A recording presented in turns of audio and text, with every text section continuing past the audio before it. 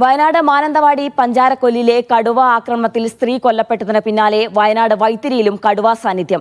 വെള്ളിയാഴ്ച വൈകിട്ട് 7:30യോടെ തളിപ്പുഴ ഗാന്ധിഗ്രാമിൽ ജോലി ചെയ്യുന്ന പ്രദേശവാസിയായ നിഷാദാണ് കടുവയെ കണ്ടത്. ബൈക്കിൽ സഞ്ചരിക്കുകയായിരുന്ന നിഷാദിന്റെ മുന്നിലേക്ക് കടുവ ചാടുകയായിരുന്നു. വൈത്തിരി ഭാഗത്ത് ഈ ആഴ്ച നിരവധി പേർ കടുവയെ കണ്ടതായി റിപ്പോർട്ടുകളുണ്ട്. പലതവണ കടുവ സാന്നിധ്യത്തെക്കുറിച്ച് സൂചന നൽകിയിട്ടും വനംവകുപ്പ് ഉദ്യോഗസ്ഥർ ഇടപെടുന്നില്ലെന്ന് ചൂണ്ടിക്കാട്ടി നാട്ടുകാർ പ്രതിഷേധത്തിലാണ്.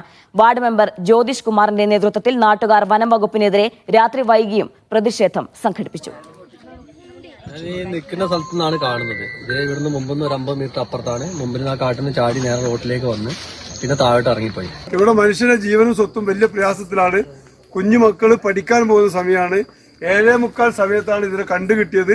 ഇത് ഞങ്ങൾക്ക് ഭയങ്കര ആശങ്ക ഉണ്ടാക്കുന്നുണ്ട്. ബന്ധപ്പെട്ട അധികാരികൾ അടിയന്തരമായി വന്ന് കൂട് ഉൾപ്പെടെ വെച്ച് ഇതിനെ പിടിച്ചു കൊണ്ടുപോകണം, അല്ലെങ്കിൽ വെടിവെച്ച് കൊല്ലാൻ ഉത്തരവിടണം.